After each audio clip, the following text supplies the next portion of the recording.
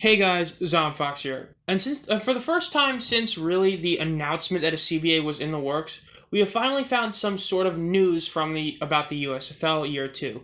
Now, we still don't actually know about the CBA yet. I don't know what the deal is, but there is a pretty big thing that just happened.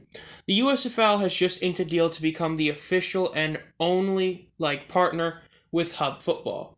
For those of you who don't know what Hub Football is, it's essentially this audition type of thing.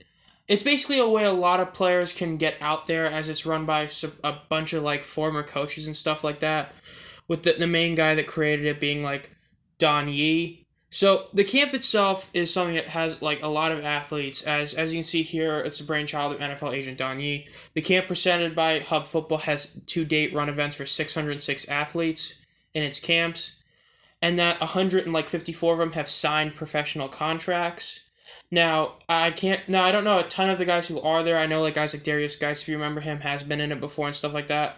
But the most notable name for our sake is Jamar Smith. He was actually part of that camp, and he ended up, being the guy that led the Stallions to the championship in 2022. And that there were 18 other alumni from that who ended up being signed. So, the main thing with this is that it is a way to keep even more talent from the XFL. They're literally official partners. So the thing is that all these guys from Hub Football are more than likely going to be going to the USFL rather than the XFL. And actually the top of the line guys are the guys who are going to go to the NFL, CFL and stuff like that. Well, mainly NFL. But the thing that's important to know about this is that this is a way that you can also have USFL players have another camp to get better, to where they have, two separate ways to get into the NFL or stuff like that. Because at the end of the day, that's the ultimate goal. Because as of recording this, there's been 4 players from the USL who have played in the NFL currently, which is solid, and the number has been increasing. But if you add another sort of camp to help that, it can actually increase it even more. As the thing is that, as said by Brian Woods, the Hub Football will provide another scouting data resource to the innovative approach that we're taking with player personnel at the USFL. As the USFL prepares for Season 2 and beyond, we're excited to officially partner with Hub Football to assist us in procuring elite young talent. And then as from Don Yee, the path to pro football has needed innovation for a long time, and together with the USFL, we're excited to offer all aspiring pro players an alternative path to the USFL and beyond.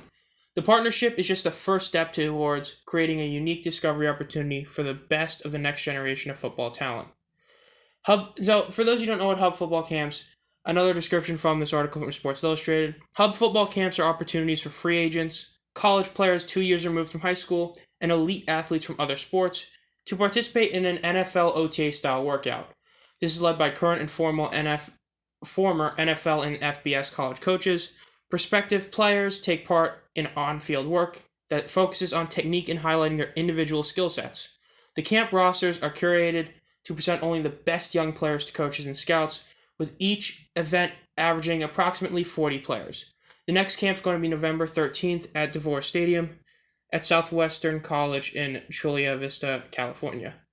Things like this are a very big deal in a sense of that we are still currently in that competition setting of the USL and XFL, as they're definitely going to have a lot of competition. There's a whole random deal with Brian Scott going on. He supposedly was at one of the quarterback meetings with Jordan Palmer and stuff like that for the XFL, but he's still technically under contract for the Stars. The people don't know if his contract has that second year built-in thing, if they're going to take it or not. So he's up in the air, and something like that is proof that talent will leave from the USFL to the XFL, some of it.